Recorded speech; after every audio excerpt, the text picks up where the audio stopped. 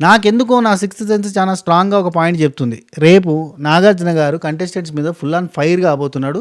ఖచ్చితంగా సీరియస్గా అడ్రస్ చేయబోతున్నాడు. అండ్ డిమాండ్ పవన్ క్యాప్టెన్సీని అనిపించబోతున్నాడు అని అనిపిస్తుంది. మీరేమంటారు? అంత సినిమా ఎక్కడుందన్నా, అసలు ఎందుకు చేస్తాడు? అసలు ఏం చేసిండు డిమాండ్ పవన్ అంటారా? డిమాండ్ పవన్ ఏం చేయలే, సంచాలకే ఆటని ఆటలాగా నడిపేయకుండా స్ట్రాంగ్ కంటెస్టెంట్లను మిడిల్ డ్రాప్ చేయించి చేయాల్సిన దానికంటే అతి చేయడం వల్ల డిమాండ్ పవన్ క్యాప్టెన్సీ పోతుందేమో, ఈ వారం క్యాప్టెన్ ఉండడేమో అని నాకు అనిపిస్తుంది. చూద్దాం. అయితే రేపు నాగార్జున గారు అడగడానికి ఏమున్నాయి కంప్లీట్గా మాట్లాడుకుందాం. 14 మంది కంటెస్టెంట్లు ఉన్నారు, అందులో ఒక అతను క్యాప్టెన్ అయ్యిండు.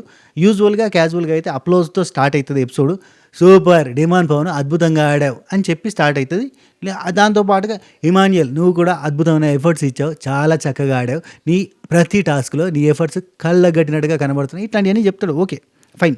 కానీ రేపు అట్లా జరగదేమో. డిమాండ్ పవన్ క్యాప్టెన్సీ గురించి, క్యాప్టెన్ అయిన విధానం గురించి, ఆ టాస్క్ గురించి, ఆ టాస్క్లో రీతు చౌదరి చూపించిన ఫేవరెటిజం గురించి, ఆ తర్వాత ఏడ్చిన దొంగ ఏడుపుల గురించి రీతు చౌదరిని నిలబెట్టి అడిగి కడిగి ఆ తర్వాత క్యాప్టెన్సీని ఉంచాలా దించాలా అని అందరినీ అడిగి ఓకే ఉండని అని కనుక అందరూ చెప్తారు, ఆటోమేటిక్గా సమ్మతమే అని చెప్తారు. అట్లా చెప్తే కనుక అది కంటిన్యూ అవడం, లేదంటే స్ట్రిక్ట్గా ఇది BB9 డబల్ డోస్ ఉంటుంది, ఏదైనా స్ట్రిక్ట్ ఉంటుంది ముచ్చట, క్యాప్టెన్ ఈ వారానికి లేడు, మీరు ఏం చేస్తారో చేసుకోండి అని చెప్పే chances also there.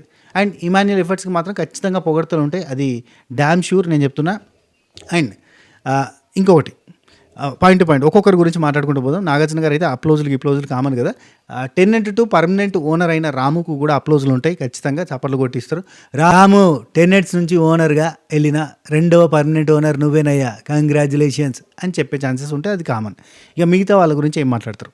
First Sanjana గురించి, క్యాప్టెన్సీ ఎలా ఉంది, క్యాప్టెన్సీ ఎక్స్పీరియన్స్ ఎలా ఉంది, మీ వాళ్ళంతా మాటిన్నారా అంటే మా వాళ్ళు ఎవరు మాటినలేదు సార్, చాలా ఇబ్బంది అయింది, మీరు చూసిరు కదా అన్నట్టుగా అడుగుతుంది, చెప్తుంది. అండ్ ఎవరెవరు మాటినలేదు, ఎందుకు ఇనలేదు, ఇట్లాంటివన్నీ క్వశ్చన్ ఉంటాయి. అండ్ క్యాప్టెన్సీ బాగుందా బాగలేదా అనే పాయింట్స్ కూడా డిస్కషన్ అయితే. అండ్ ఈ వారం జైలు వాడే ఛాన్సెస్ ఎక్కువగా ఉంటాయి. ఖచ్చితంగా వర్స్ట్ పర్ఫార్మర్ని తీసి జైల్లో వేసే ఛాన్స్ ఉంటుంది.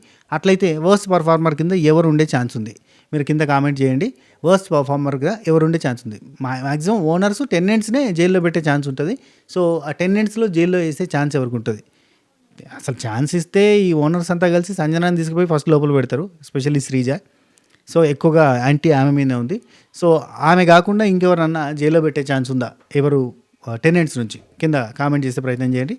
అయితే ఇక సంజన గురించి అడుగుతూ, సంజన క్యాప్టెన్సీ గురించి అందరినీ అడగడమే కాకుండా సంజన మానిటర్స్ ఎలా పనిచేస్తున్నారు, మానిటర్స్ ఏమైనా మార్చాల్సింది ఉందా, మానిటర్స్ అట్నే ఉంచొచ్చా, ఏం చేయొచ్చు అనేది ఇట్లాంటివి అడిగే ఛాన్స్ ఉంది.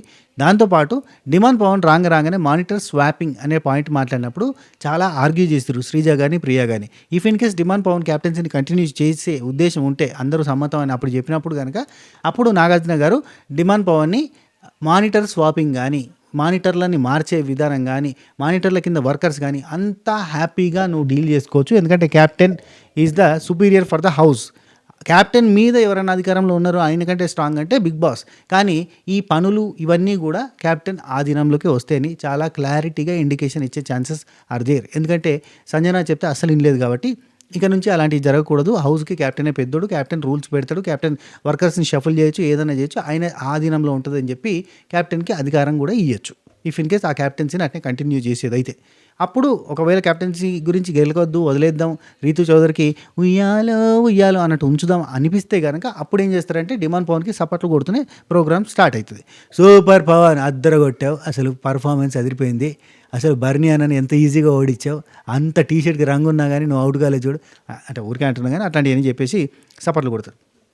ఇక నెక్స్ట్ ఇమాన్యుయల్ గురించి. ఇమాన్యుయల్ టాస్క్లో కానీ, పర్ఫార్మెన్స్లో కానీ, ఏదన్నా యాక్టివిటీలో కానీ, కామెడీలో కానీ ప్రతి దగ్గర కూడా 100% ఇస్తున్నావు, సూపర్గా ఉన్నావు, వెరీ నైస్, ఇలాగే కంటిన్యూ చేయి. అండ్ ఎందుకయ్యా నువ్వు బాధపడ్డావు, బాగా ఏడ్చావు? నువ్వు ఏడిస్తే మీ ఇంట్లో వాళ్ళు ఏమనుకుంటారు, మా అబ్బాయి ఎంతో కష్టపడుతున్నాడు అనుకుంటారు. కానీ నీ కష్టం ఎలా ఉండాలి, వాళ్ళకి పేరు తీసుకొచ్చేలా ఉండాలి. నువ్వు చాలా బాగా ఆడుతున్నావు, నువ్వు వాళ్ళ కన్నీళ్ళు పెట్టుకోవద్దు, నీ ఎఫర్ట్స్ మేము చూసాం కదా, ఇట్లాంటివి ఏమైనా చెప్పి ఎంకరేజ్ చేసే ఛాన్స్ ఉంటుంది. అఫ్ కోర్స్ అద్భుతంగా ఉంది పర్ఫార్మెన్స్ ప్రతి దగ్గర కూడా. గెలవడం ముఖ్యం కాదు, ఎలా గెలిచామనేది ముఖ్యం అనే డైలాగ్ కూడా చాలా బాగుంది. సో ఆ టాస్క్లో ఇంకేదైనా, ఇప్పుడు లైవ్లో జరుగుతూనే ఉంది ఇంకా టాస్క్, ఆ టాస్క్లో ఇంకేదైనా తేడా కొడితే కనుక అప్పుడు చూద్దాం. అంటే ఆ పాయింట్ మీదకి అడిగే ఛాన్స్ ఉంటుంది. కానీ ఇప్పటి వరకైతే వీక్ అంతా కూడా చాలా స్ట్రాంగ్గా పర్ఫామ్ చేస్తున్నాడు. ఇక నెక్స్ట్ బర్నీ గారి గురించి అడిగేటప్పుడు ఖచ్చితంగా ఒక పాయింట్ అడుగుతారబ్బా, నీకు అన్యాయం జరిగితే ఎవరో వచ్చి అడుగుతారా, నువ్వే అడుగుతావా ఫస్ట్ అంటే సార్ అది సంచాలక నిర్ణయమే ఫైనల్ కదా సార్ అంటే, నీకు అక్కడ డౌట్ వచ్చిందా, నిన్నెందుకు అనవసరంగా తీసేస్తుందన్న డౌట్ వచ్చిందా, స్టాప్ ఇట్ అన్న తర్వాత పూసినావు అని చెప్పి ఆ వీడియో ప్లే చేస్తారు ఖచ్చితంగా. ప్లే చేసి డిమాన్ పవన్ కూడా పూసిండు, వర్ణి పూసిన తర్వాత డిమాన్ పవన్ కూడా పూసిండు, మరి డిమాన్ పవన్ ఎందుకు ఎలిమినేట్ చేయలే, ఈ రీజన్ మీదకి వెళ్ళి క్యాప్టెన్సీ పోయే ఛాన్స్ ఉంది అంటున్నా. డిమాన్ పవన్ కూడా పూసిండు కదా, మరి నీకు అనిపించలేదా, నువ్వు అడగొద్దా, నువ్వు స్టాప్ ఇట్ అని అన్నప్పుడు అక్కడ ఎలిమినేషన్ ఎందుకు చేస్తావు, అడగొద్దా, అప్పుడు టీషర్ట్కి రంగు ఎవరికి ఉంది, అడగద్దా, నీ నోరు ఎటుపోయింది, తనుజ అంటుంది నీతో అడగాలి కదా అని ఆమె అంటుంది, కానీ నీవు అయితే పోనీ సంచాలక డెసిషన్ అంటూ సంచాలక ఏందే సంచాలకైనా అడగాలి, తప్పుంటే అడగాలి అనే పాయింట్ని రేజ్ చేస్తాడు. ఎందుకంటే రేపు పొద్దున కూడా ఎవరైనా తప్పున్నా కానీ ఆ పోనీలే అని వదిలేస్తారు. పోనీలే అని వదిలేస్తే కాదు, ప్రతి ఒక్కరు కూడా అడిగే అధికారం ఉంది అని గుర్తు చేసే ప్రయత్నం చేస్తారు. ఇది మాత్రం పక్క. బర్నీ గారికి అదొకటి పడుతుంది, ఏంటయ్యా మీ కూతురు ఏది, చాలా చక్కగా ఉందయ్యా మీ బాండ్, ఇలాంటిది కూడా ఉంటుంది. అండ్ నెక్స్ట్ రాము గురించి, రాము కంగ్రాచులేషన్స్, ఏంటయ్యా నువ్వు గట్టిగా మాట్లాడట్లేదు, ఇలాంటివి చెప్పాలి సార్ ప్లీజ్ ఏమనుకోవద్దు, ఎందుకంటే ఆయన చాలా బాగున్నాడు కానీ వాయిస్ అవుట్ చేస్తలే, గట్టిగా మాట్లాడాలని చెప్పాలి, నోరు తెరిచి మాట్లాడయ్యా, సూపర్గా పర్ఫామ్ చేస్తున్నావు, ప్రతి దగ్గర కూడా 100% ఇస్తున్నావు, ఎందుకయ్యా ఆ టాస్క్లో సరిగ్గా ఆడలేదు, టెనెంట్ ఓనర్ టాస్క్లో అని చెప్పి అడిగే ఛాన్స్ ఉంది. అండ్ నెక్స్ట్ తనుజాకి మంచి అప్లోజ్ వస్తుంది, అది హరీష్ విషయంలో. ఏంటమ్మా తనుజ అంత మొండిగట్టం, హరీష్కే అమ్మ ప్రేమ ఏంటో చూపించావు, అన్నం తినిపించావు, అద్భుతం అమ్మ, సూపర్, రీతు నువ్వు కూడా సూపర్ ఈ విషయంలో అని చెప్పే ఛాన్స్ ఉంది. ఎందుకు ఏడుస్తున్నావు, నువ్వు ఏడవని మాట ఇచ్చావు కదా, మళ్ళీ ఎందుకు ఏడుతావు, ఏడవద్దు కదా అని ఇట్లాంటివన్నీ గుర్తు చేస్తాడు. బాగా ఆడుతున్నావు, కీప్ గోయింగ్ ఆన్. అండ్ హరీష్కి హరీష్ అనడంతో స్టార్ట్ చేస్తాడు. అసలు షోనే స్టార్ట్స్ విత్, అంటే శనివారం ఎపిసోడ్ స్టార్ట్స్ విత్ హరీష్ అని కూడా రావచ్చు నా ఉద్దేశంలో. హరీష్ జెంటిల్ మ్యాన్లా, మాస్క్ మ్యాన్ కాదయ్యా, నువ్వు జెంటిల్ మ్యాన్లా మారావు, వెరీ నైస్, చాలా చక్కగా మాట్లాడుతున్నావు, చాలా నవ్వితే బాగుంటావు అని చెప్పానుగా, ఎంత బాగా నవ్వుతున్నావు, సూపర్గా ఉన్నావయ్యా, హరిత చాలా హ్యాపీగా ఉంది నీ నవ్వు చూసి, ఇలాంటివి చెప్పే ఛాన్సెస్ ఆర్ వెరీ హై. ఇవి చూడండి, పదాలు పడే ఛాన్స్ ఉంటుంది. మాస్క్ మ్యాన్ కాదు, జెంటిల్ మ్యాన్లా ఉన్నావు, ఆడవాళ్ళకి రెస్పెక్ట్ ఇస్తూ, ఆడవాళ్ళ మాటకి గౌరవం ఇస్తూ, ఎక్కడ మాట్లాడొద్దు, ఎక్కడ మాట్లాడాలో కరెక్ట్గా ఆచితూచి మాట్లాడుతున్నావు, ఇవన్నీ పడే ఛాన్సెస్ ఆర్ వెరీ హై. నాకు గట్టిగా అనిపిస్తుంది ఇదే జరుగుతుంది అని. సో మీరు రేపు వస్తే నాకు ఖచ్చితంగా కింద కామెంట్లలో చెప్పాలి, ఎందుకంటే మనం ఇంత బాగా చెప్పేసిన తర్వాత మనం చెప్పిన పడతాయి కదా, పడ్డాక నాకు ఎస్ అన్న నువ్వు అన్నది వచ్చింది అని అన్నప్పుడు నాకు చాలా హ్యాపీ అనిపిస్తుంది. అట్లా ప్లీజ్. అండ్ నెక్స్ట్ హరీష్ టాస్కులు బాగానే ఆడుతున్నావు, పర్ఫార్మెన్స్ బాగానే ఉంది, అన్ని బాగానే ఉన్నాయి, ఇంకా గట్టిగా మంచిగా ఆడమని చెప్తారు అంతే, ఇంకా గెలకరు ఎక్కువ. ఆ తర్వాత శ్రీజ గురించి ప్రియా గురించి అయితే ఒక మాట అంటారు, మీరు ఇద్దరా ఒక్కరిగా కప్పు తీసుకుంటారా, ఇద్దరుగా కప్పు తీసుకుంటారా అని అడిగే ఛాన్స్ ఉంది. ఎందుకంటే ఇద్దరు ప్రతి పాయింట్లో ఇద్దరు వచ్చి రేజ్ చేస్తున్నారు. శ్రీజ పాయింట్ ఉంటే ప్రియా పాయింట్ అయితే శ్రీజ, ఇద్దరు కలిసి ఏంది తోడు దొంగల్లాగా దొందేలాగా సరిపోయారు ఇద్దరును అన్నట్టుగా కంటిన్యూగా ఇద్దరు ప్రతి దగ్గర మాట్లాడుతూ ఉన్నారు. బీబీ టీంకి నా సజెషన్ ఇక్కడ, శ్రీజ ప్రియా ఒకరు మాట్లాడితే ఇంకొకరు మాట్లాడడం, ఇద్దరు కలిపి మాట్లాడడం, చప్పట్లు కొట్టడం, ఇట్లాంటివన్నీ కలిపి చేసినవి ఉన్నాయి. అవన్నీ క్లిప్స్ వేసి, అన్ని క్లిప్స్ ఒకదాని తర్వాత ఒకటి వేసి లాస్ట్కు సరిపోయారు ఇద్దరును ఆ మీమ్ వేసి అది ప్లే చేయించండి నాగార్జున గారితో, చాలా బాగుంటుంది ప్లీజ్. అండ్ నెక్స్ట్ ప్రియా అయిపోయింది. ఈ శ్రీజ ప్రియా ఇద్దరు కలిపి ఏందమ్మా, ఒకరిదేమో సన్న వాయిస్, ఒకరిదేమో పెద్ద వాయిస్, ఇద్దరు కలిసి రెడ్డనగర వాయిస్తున్నారు. కొంచెం మీ వాయింపులు తగ్గించి మీ పని మీరు చూసుకోండి, ప్రపంచంలో ఉన్న అన్ని పనులలో ఏలు పెట్టి గెలికి వాసన చూడడం అవసరం లేదు, మనకి వదిలేయండి అని చెప్పే ఛాన్స్ ఉంటుంది. ఎందుకంటే ప్రతి దగ్గర వితండవాదం చేస్తే మనం చీప్గా కనబడతాం అనేది ఒకటి క్లారిటీ ఇవ్వాలి వాళ్ళకి. అంటే టూ మచ్ వితండవాదం ఎక్కువైంది. అఫ్కోర్స్ ఇట్లాంటివి చెప్పకుండా ఉంటేనే మనకు కంటెంట్ అనేది ఉంటుంది, ఆ పాయింట్ మీద ఆపుతారు. సో చూద్దాం. రైట్, శ్రీజ ప్రియా ఇద్దరు ఏంది తోడు దొంగలు, అక్క చెల్లెళ్ళు, జమిలీగా పూసిన జాజీ మల్లెల్లే. రైట్, నెక్స్ట్ సుమన్ అన్నాక అప్లోజ్ ఉంటుంది ఖచ్చితంగా. ఎందుకు ఉంటుంది అని అడగకండి, ఎందుకంటే జనాల సపోర్ట్ ఉంది కాబట్టి ఉంటుంది ఆటోమేటిక్గా. ఏంటి సుమన్ కొంత యాక్టివ్గా అయ్యావు, ఏంటి అంత కోపం వచ్చిందా, ఆ బుట్టను అలా తనేసావు, ప్రాపర్టీ డ్యామేజ్ ఏంటి అనే ఛాన్స్ ఉంది. ఏంటి నామినేషన్లో చాలా సీరియస్ అయినట్టున్నావు సంజన పైకి, ఎందుకు కోపం వచ్చిందా, ఇంకా కావాలయ్యా మాకు నీ నుంచి కోపం అని చెప్పి అనే ఛాన్స్ ఉంది. కొడుకు గుర్తొస్తున్నట్టున్నాడు, లైవ్లో అంటున్నట్టున్నావు, నీ కొడుకు కోసమే వచ్చామంట కదా ఇక్కడికి, అబ్బాయి పేరేంటి, ఇలాంటివి అడిగే ఛాన్స్ ఉంది. అట్ నెక్స్ట్ డిమాన్ పవన్ గురించి అయితే ఏంటి ప్రేమ పావురాల గురించి అని, లవ్ ట్రాక్ అని, అదోటి ఇదోటి వేస్తారు, పులిహోర ఇవన్నీ ఉంటాయి. కానీ శనివారం వేయకుండా ఆదివారం వేసేయండి సార్. శనివారం నాడు ఇదే టాస్క్లో మరి కరెక్ట్గానే సంచాలక డెసిషన్ తీసుకుందంటవా, ఇలాంటివి అడిగే ఛాన్స్ ఉంది, అడగాలి కూడా. ఇలాంటివి అడిగితేనే బెటర్. క్యాప్టెన్సీ టాస్క్లో కాలచక్రం అనే టాస్క్ గురించి, ఆ చక్రం దానిలో బాగానే ఆడినావని సుమన్ అన్నని అక్కడ మెచ్చుకుంటారు. నేను మర్చిపోయినా, సుమన్ అన్నని ఖచ్చితంగా కాలచక్రం అనే టాస్క్లో మీ టీంలో అందరు అవుట్ అయినా నువ్వు మాత్రం లాస్ట్ దాకా ఉండి పోరాటం చేసావు చూడు, చాలా నచ్చింది అని చెప్పే ఛాన్స్ ఉంది. రైట్. సుమన్ అన్నకి అట్లా వస్తాయి, డిమాండ్ పవన్కి ఇట్లా వస్తాయి. డిమాండ్ పవన్కి అప్లోజ్ 2 రకాలబ్బా. డిమాండ్ పవన్కి క్యాప్టెన్సీ పీకేస్తే కనుక సీరియస్గానే ఉంటుంది. ఆడేవాడికి నీకు తెలియదా అక్కడ ఫౌల్ ఇక్కడ అయింది, ఏమైంది, ఎందుకు వచ్చింది, ఎందుకు స్టాప్ ఇట్ అన్నారు.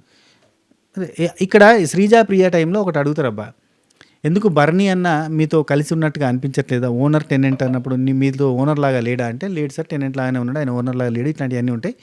ఏంటి బర్నీ ఓనర్ అన్నప్పుడు ఓనర్లా బిహేవ్ చేయాలని తెలీదా అంటే, సార్ నేను ఓనర్లా బిహేవ్ చేస్తున్నాను కానీ నన్ను అలా కలుపుకోవట్లేదు అని చెప్పినా చెప్తాడు. కలుపుకోవట్లేదు అంటే, వాళ్ళు కలుపుకోకపోతే నువ్వు కలిసిపోవాలి కదా, వాళ్ళు చిన్నవాళ్ళు కదా, పిల్లలు కదా, ఇట్లాంటివన్నీ చెప్పేసి బర్నీ ఓనర్ అన్నప్పుడు ఓనర్లా బిహేవ్ చేయాలని చెప్తాడు. చెప్పే chances are very high. And ఇంకోటి, క్యాప్టెన్సీ టాస్క్ అది individual task, not a group task, not a team task. Owners versus tenants కాదు, సెలబ్రిటీ వర్సెస్ కామనర్స్ కాదు అనే పాయింట్ రేజ్ చేసి, అది ఖచ్చితంగా అది ఇండివిజువల్ టాస్క్. క్యాప్టెన్సీ టాస్క్ అనేది ఇండివిజువల్ టాస్క్. బర్నీ ఆడితే బర్నీయే క్యాప్టెన్ అవుతాడు, బర్నీ వాళ్ళ టీం క్యాప్టెన్ కాదు. ఇమాన్యుల్ ఆడితే ఇమాన్యులే క్యాప్టెన్ అవుతాడు, ఇమాన్యుల్ వాళ్ళ టీం క్యాప్టెన్ కాదు, అది అర్థం చేసుకోండి అని చెప్పాలి, చెప్తే బాగుంటుంది. అండ్ వీళ్ళ గురించి చెప్పేటప్పుడు, శ్రీజ అండ్ ప్రియా గురించి మాట్లాడేటప్పుడు నాగార్జున గారు ఖచ్చితంగా ఈ పాయింట్స్ అడుగుతారబ్బా, అడగాలి. అదేంటంటే commoners versus celebrity, commoners versus celebrity. అసలు బిగ్ బాస్లో ఈ పదాలకు తావుందా ఇప్పుడు? ఎందుకంటే మీరు కామనర్స్గా ఎంట్రీ అయ్యారు, కానీ ఇక్కడికి వచ్చిన తర్వాత మీరు ఓనర్స్ అయ్యారు, వాళ్ళు టెనెంట్స్ అయ్యారు. వాళ్ళు సెలబ్రిటీగా వచ్చిన సెలబ్రిటీగా లేరు, వాళ్ళు టెనెంట్స్గా మారారు.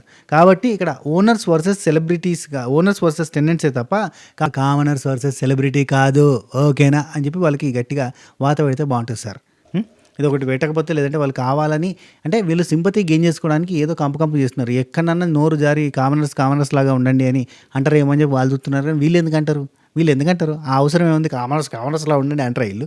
అట్లా అంటే సింపతి వస్తుంది ఏమని చెప్పి చూస్తారు. వాళ్ళేం తక్కువ చేసి చూసేటోళ్ళు లేదు, అందరూ విలువిచ్చే మాట్లాడుతున్నారు. అండ్ వీళ్ళకి అగ్ని పరీక్ష ద్వారా ఫేమ్ వచ్చింది కాబట్టి వీళ్ళు మేము కామనర్స్ మీ అంటే ఒకరికి 3 లక్షల ఫాలోవర్స్ దగ్గరలో ఉన్నారు, ఇంకొకరికి 2 లక్షల ఫాలోవర్స్ ఉన్నారు. వీళ్ళేం కామన్నారు సభ లక్షల ఫాలోవర్స్ శ్రీజాకి, ప్రియాకి, డిమాన్కి. నిజం చెప్పాలంటే బర్నీ అన్న లాంటి వాళ్ళకి అసలు ఫాలోవర్స్ లేరు, పాడలేదు. నిజం చెప్పాలంటే లక్షల ఫాలోవర్స్ అబ్బా వీళ్ళందరికీ. వీళ్ళు ఎక్కడ కామనర్స్, వీళ్ళే పీక్స్లో ఉన్నారు నిజం చెప్పాలంటే. రైట్. అండ్ కళ్యాణ్కి మాత్రం చాలా స్ట్రిక్ట్ వార్నింగ్ ఇవ్వాలి సార్. నువ్వు ఏ పాయింట్ మీద ఈ హౌస్లోకి ఎంటర్ అయినావు, సోల్జర్వి కదా నువ్వు, ఏ పాయింట్ మీద ఎంటర్ అయినావు? నేను సోల్జర్ని కానీ నాకు ఈ ఫీల్డ్ ఇంట్రెస్ట్, సో నేను బార్డర్లో చేసిన అది ఇదేని బాగా పబ్లిసిటీ ఇచ్చుకున్నావు కదా, ఇక్కడికి వచ్చిన తర్వాత నువ్వు ఏం చేస్తున్నావు నువ్వు అనేది గట్టిగా వార్నింగ్ ఇవ్వాలి. ఎందుకంటే లేదంటే చాలా నెగిటివ్గా పోతుంది కంటెంట్ ఇది. ఎందుకంటే సోల్జర్గా ఉండి అతను ఇవన్నీ చేస్తామంటే బాగాలేదు. అందరినీ గెలకడం, వాళ్ళతోటి అక్క తమ్ముడు అనిపించుకునేదాకా తీసుకొని పోవడం, ఆఖరికి అంటే కొంచెం లిమిట్ క్రాస్ చేసి ముందడికి పోతుంటాయి కదా వాళ్ళు, తమ్ముడు అని దూరం పెట్టేది, అవన్నీ జరుగుతున్నాయి. కాబట్టి ఆయనకు తెలిసి వచ్చేలాగా, ఇవన్నీ చెప్పినా చెప్పకపోయినా తెలిసి వచ్చేలాగా మాట్లాడితే బాగుంటుంది నా ఉద్దేశం. ఖచ్చితంగా తెలిసి రావాలి ఈయనకి. టూ మచ్గా అంటే ఒక లెవెల్ దాటి ముందుకు పోతుండు, అట్లా దాటిపోవద్దు, ఆగాలి. అండ్ ఇంకోటి, నువ్వు పర్ఫామ్ చేయడానికి వచ్చినావా, గిదే పర్ఫార్మెన్స్ అనేది. నువ్వు ఎక్కడ వాయిస్ అవుట్ చేయట్లే, నువ్వు ఎక్కడ టాస్కులలో కనబడతలేవు, ఎక్కడ కూడా నీ ప్రజెన్స్ అనేది తెలుస్తలేదు. నువ్వు ఎక్కడుంటున్నావు, అసలు ప్రజెన్స్ ఆఫ్ మైండ్ లేకుండా ఉంటున్నావు అన్న సెన్స్తో మాట్లాడితే బాగుంటుంది సార్.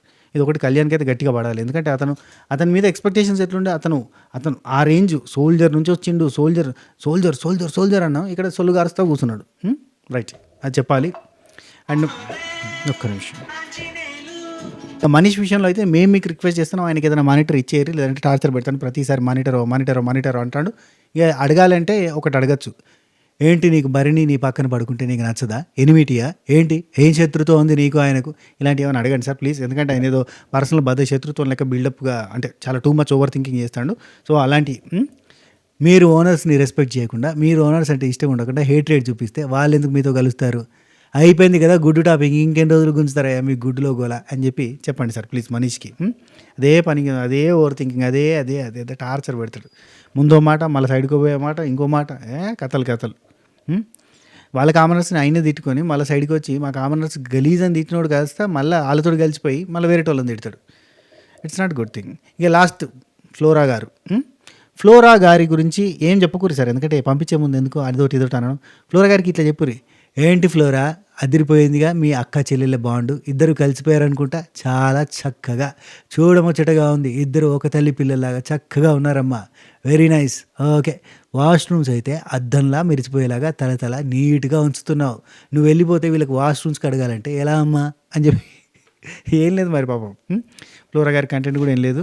అండ్ టాస్క్‌లో కొంచెం ఆడింది కానీ ఫస్ట్ రౌండ్‌లోనే అవుట్ అయిపోయింది.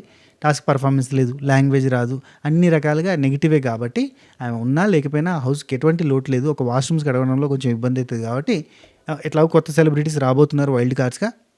కాబట్టి ఈమెను పంపించవచ్చు. ఓకేనా? రైట్. నాగార్జున గారు ఫ్లోరా గారిని ఏమనకండి పంపించేసేయండి. రైట్. ఇప్పుడు మాట్లాడుకోవాల్సింది అసలు కంటెస్టెంట్ గురించి. మనం కంటెస్టెంట్ మిస్ చేసినాం. మీరు గుర్తు రాలే కదా? రీతూ చౌదరి. ఎస్ అమ్మా రీతు. ఏంటి నీ ప్రాబ్లం? ఏంటి? డిమాండ్ అంటే ఇష్టమా? ఎందుకు డిమాండ్ కోసం అంతగా సాక్రిఫైస్ చేసావు? అంటే సంచాలకుగా సరిగ్గా చేయాల్సింది కూడా చేయలేదు. ఏమైంది అని ఇట్లాంటిది నన్ను అడగండి. మీరు అడగరని తెలుసు. ప్రేమ పక్షుల్ని ఎంకరేజ్ చేస్తారని తెలుసు. ఆ అబద్ధపు ప్రేమ జంటల్ని మా మీద రుద్దడానికి ప్రయత్నం చేస్తారని తెలుసు. కానీ అడగండి, సంచాలకుగా ఇలా చేయడం రాంగ్ అనేది చెప్పడం మాత్రం ఖచ్చితంగా కావాలి. ఎందుకంటే రేపొద్దున ఇంకింత పెంట చేస్తారు. రాబోతున్న కాలంలో రాబోతున్న సంచాలకులు ఇంకా పెంట చేస్తారు. కాబట్టి సంచాలకుగా నువ్వు రాంగ్ డెసిషన్ తీసుకున్నావు, first point. And stop it అని ఎందుకు అన్నావు అక్కడ అడగండి. అప్పుడు చెప్తుంది ఇమాన్యుల్ కళ్ళల్లో కారం పడ్డ రంగు పడ్డది సార్ అని చెప్తుంది. అంటే ఆయన ఏం బలేదంటాడు. అప్పుడు క్యాప్టెన్సీ పుసుకు అనిపించే ప్రయత్నం చేయిర్రి. అండ్ మూడోది, రీతు చౌదరిని ఇంకా అడగాల్సిన పాయింట్ ఏంటంటే బాత్రూమ్ దగ్గర నువ్వు ప్రియా చెప్పిన దాకా నువ్వు హ్యాపీగానే ఉన్నావు. ఆ తర్వాత పోయి మూల కూర్చుని ఏడ్చినావు. అదంతా డ్రామానా? మహానటివా నువ్వు అని చెప్పి మహానటి బీజిఎం వేసి ఇది వేయండి. నా రీలోట్ ఉంది కదా, ఆ రీలోట్ వేయండి. ఇది. సో ఇంకా ఇంతకు మించి ఏం లేదు ఈ వారం అడగడానికి. కొంచెం గట్టిగానే అడగచ్చు. ఈ పాయింట్స్ని గట్టిగా స్ట్రెచ్ చేసి అడిగితే మంచిగా ఉంటుంది. అండ్ ఆదివారం నాడు ఇక మళ్ళీ మన సరదాగా సండే ఫండే లాగా చేయొచ్చు. అండ్ అక్కడ కూడా మనం కొంచెం చెప్పొచ్చు. ఇదే బిగ్ బాస్ మామ గట్టిగా సీరియస్ అయింది కదా, ఇంగ్లీష్లో మాట్లాడద్దు. ఆ ఇంగ్లీష్లో మాట్లాడిన బిట్లన్నీ వేసి మనీష్ మల్హోత్రాకి గట్టి వీడియో ప్రజెంట్ చేయండి సార్. మీ తరపున అదొక గిఫ్ట్ లాగా ఇవ్వండి వాళ్ళకి. అండ్ రూమ్ గలీజ్గా పెట్టుకోవడం అనే పాయింట్ మీదకి వెళ్ళి క్యాప్టెన్ రూమ్ని చూపించండి. 10 ఇయర్స్ వర్క్ చేయించుకోవచ్చు కదమ్మా క్యాప్టెన్. మీరు ఆ రూమ్ అంతా క్లీన్ చేయించుకోవచ్చు. అంత మెస్సీగా, అంత గట్టిగా, అంత గలీజ్గా ఎందుకు ఉంచుకున్నారు అని ఆ రూమ్ అంతా చూపించండి. ఒకసారి చూస్తే గలీజ్గా ఉన్నది. ఎందుకంటే అది క్లిప్ ప్లే చేసినప్పుడే నాకు డౌట్ వచ్చింది. అది సాటర్డే రోజు అడ్రస్ చేయడానికే చూపించారేమో అని. సో అది దాని మీదకి వెళ్ళి అడగండి. నెక్స్ట్ సంజన క్యాప్టెన్సీ గురించి డిస్కస్ చేస్తారు కదా. ఇక లాస్ట్కి వస్తే ఎవరు వర్స్ట్ పర్ఫార్మర్ అనేది డిస్కషన్ పెట్టేసి జైలుకు ఒకరిని పంపించే ప్రయత్నం చేయండి. సండే ఎపిసోడ్ తర్వాత పోండి, కానీ ఇప్పుడైతే ఉండండి అని చెప్తారు కదా, అట్లా చెప్పేసి జైల్లో ఒకరిని పెట్టుర్రి. మ్యాక్సిమం సంజన పోతుంది. ఎందుకంటే అందరికందరూ సంజన పేరు చెప్తారు కాబట్టి సంజన జైలుకి వెళ్ళే ఛాన్స్ ఉంది. ఒకవేళ బర్నీ పోయినా సంజన పోయినా వాళ్ళకి మంచిగా వర్కౌట్ అయింది, గట్టిగా వర్కౌట్ అయింది అని ఫీల్ అవుతుంది నాకు. ఇది మ్యాటర్. ఈ వీడియో మీకు నచ్చిందని అనుకుంటున్నా. నచ్చితే లైక్ చేయండి, షేర్ చేయండి, కామెంట్ చేయండి, సబ్స్క్రైబ్ చేయండి, గంట కొట్టండి, ఆల్ అనే సింబల్ ప్రెస్ చేసుకుని పెట్టుకోండి. ఓకేనా? సరే ఉంటా. Take care. Tata, by by, నమస్తే, షబ్బా ఖైర్.